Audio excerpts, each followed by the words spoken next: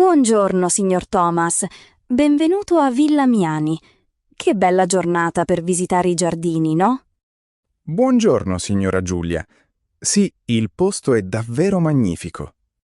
Si accomodi pure qui all'ombra. Grazie. Guardi, la mia fidanzata oggi non poteva venire, ma si fida di me per i preparativi. Benissimo. Ho letto la sua email. Volete un matrimonio tradizionale italiano, giusto? Esatto. Viviamo qui da 2 anni e ci siamo innamorati delle vostre tradizioni. Però non sappiamo proprio da dove cominciare. Nessun problema. Ci sono qua io. Partiamo dalla cerimonia. Avete pensato a un rito civile o religioso? Veramente non conosciamo bene la differenza a livello pratico. Allora, il rito religioso di solito si fa in chiesa. Quello civile invece si può fare in municipio o anche qui in villa. Ah, interessante. Quindi possiamo sposarci direttamente qui, nei giardini. Certo, è una scelta molto richiesta. In questo caso viene il sindaco o un ufficiale di stato civile a celebrare. E ha valore legale? Cioè, saremo sposati a tutti gli effetti? Assolutamente sì. Una location autorizzata vale esattamente come il comune. Perfetto. Allora, andata per il rito civile qui in villa. Alla mia fidanzata l'idea piacerà tantissimo. Ottima scelta. Passiamo al ricevimento. Di solito dividiamo la giornata in più fasi. Mi faccia capire, come funziona di solito? In pratica, subito dopo la cerimonia, offriamo agli ospiti un aperitivo a buffet. Un aperitivo? Ma non si va subito a tavola? No, in Italia ci piace iniziare con calma. Il buffet dura un'oretta e mezza. Di solito lo allestiamo vicino alla piscina. Ho capito. Quindi gli invitati bevono qualcosa, mangiano degli stuzzichini e poi? E poi ci si sposta nella sala principale per il pranzo di nozze. Lì le cose si fanno serie. In che senso? Quanto dura il pranzo? Diciamo che un pranzo tradizionale, servito al tavolo, prevede almeno 3 o 4 portate principali. 3 o 4? Ma è tantissimo cibo! Le assicuro che per noi è normale. In genere 2 primi e un secondo, più i contorni. E come tempistiche? Calcoli 2 ore, 2 ore e mezza. Magari inseriamo qualche pausa musicale tra una portata e l'altra. Mi sembra un'ottima idea un po' di intrattenimento. Esatto. Serve a spezzare il ritmo e a far ballare un po' tutti.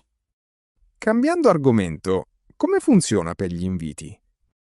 Avete già una lista provvisoria degli invitati? Sì, siamo sulle 80 persone, metà italiani e metà stranieri. Benissimo. Le partecipazioni sono i biglietti eleganti che si mandano agli ospiti per invitarli ufficialmente. E dentro ci scriviamo anche cosa vorremmo come regalo? Non in modo diretto. Di solito alla fine della partecipazione si inseriscono i riferimenti della lista nozze. La lista nozze sarebbe un elenco di oggetti che vorremmo per casa? Una volta funzionava così. Oggi invece molte coppie la fanno in agenzia di viaggi per farsi regalare la luna di miele. Ah, fantastico! A noi piacerebbe andare in Giappone, quindi potremmo fare così. Perfetto. Oppure, un'altra opzione molto comune adesso è indicare direttamente l'IBAN per i bonifici. Davvero? Nel mio paese chiedere soldi sul conto è considerato un po' maleducato. La capisco, però le garantisco che qui in Italia ormai è normalissimo, soprattutto per chi convive già. Bene così. È sicuramente la soluzione più comoda per tutti. Bene, allora sulla partecipazione mettiamo l'IBAN. E per ringraziare gli ospiti avete pensato alle bomboniere? Le bomboniere? Scusi, non conosco questa parola. Nessun problema. Sono dei piccoli regali che gli sposi consegnano agli invitati alla fine della festa. Ho capito. Tipo una fotoricordo, un biglietto di ringraziamento. Di solito è un oggettino vero e proprio, magari per la casa, sempre accompagnato dai confetti.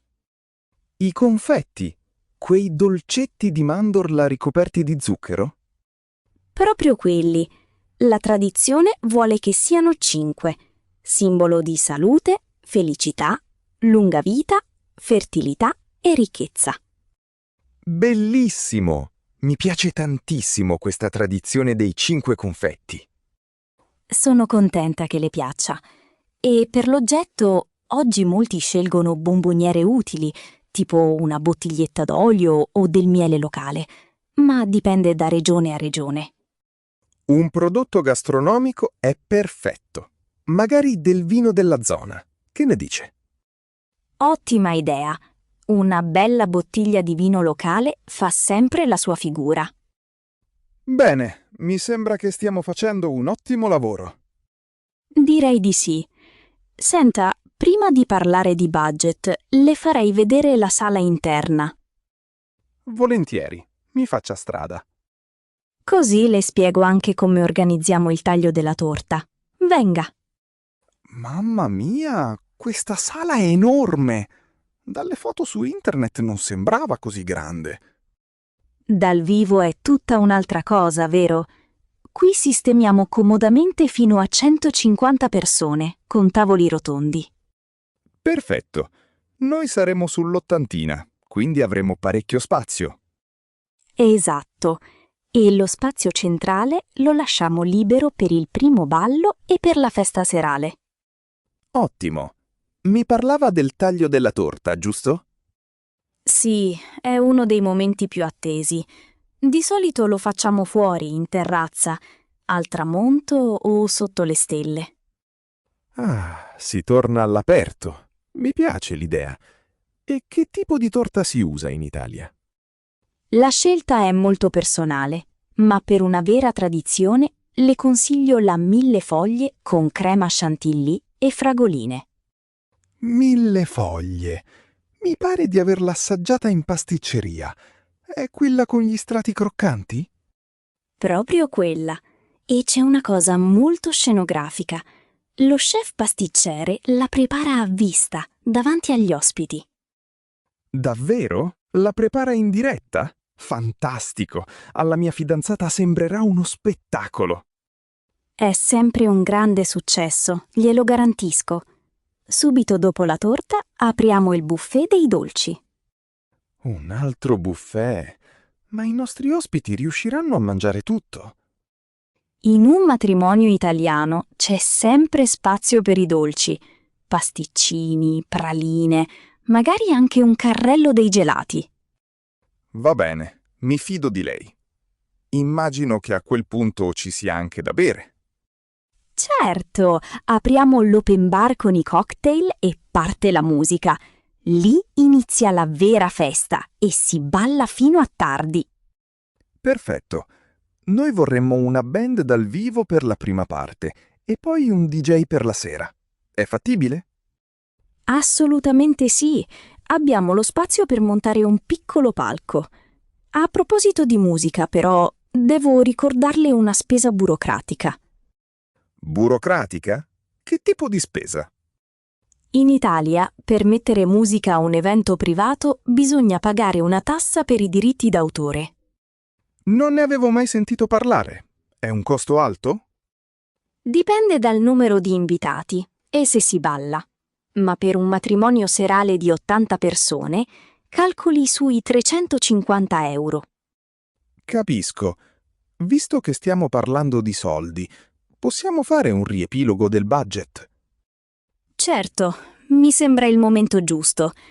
Sediamoci un attimo a questo tavolo. Grazie. Allora, vorrei capire più o meno quanto ci costa il catering a persona.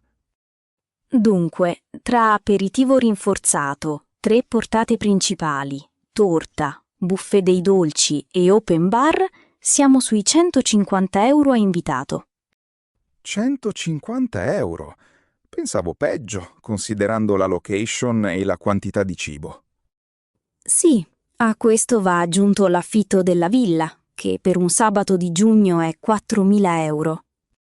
D'accordo, quindi affitto e catering sono le voci principali. Poi immagino ci siano i fiori, il fotografo. Esatto. Per fiori e allestimenti collaboriamo con diversi fioristi, ma le lascio totale libertà di scelta. C'è un costo extra se scelgo un fotografo di mia fiducia non nella vostra lista? Nessun costo extra. L'unica cosa che chiedo è un sopralluogo con i fornitori prima dell'evento, per fargli vedere gli spazi. Mi sembra giustissimo. Ah, una cosa importante. Nel prezzo del catering è compreso il menù per i bambini? No, i bambini hanno un menù dedicato e scontato del 50%.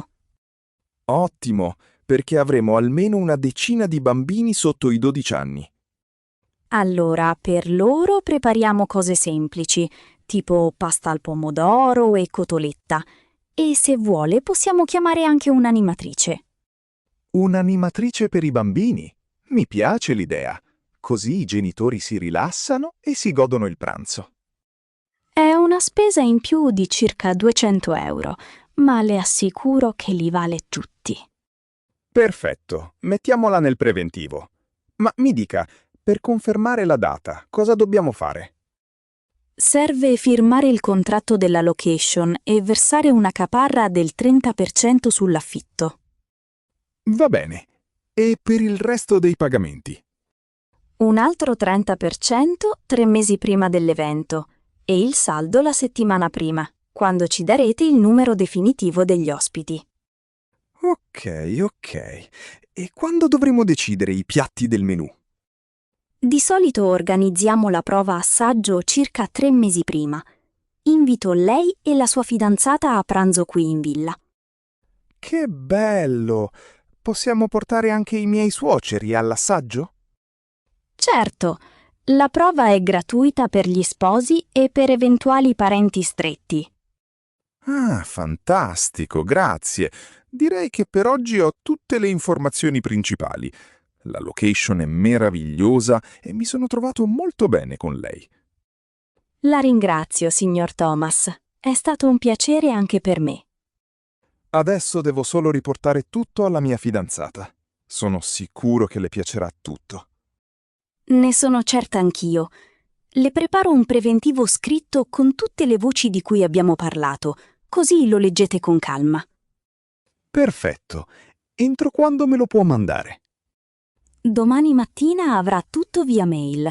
Troverà anche le brochure dei nostri musicisti e fotografi, giusto per farsi un'idea.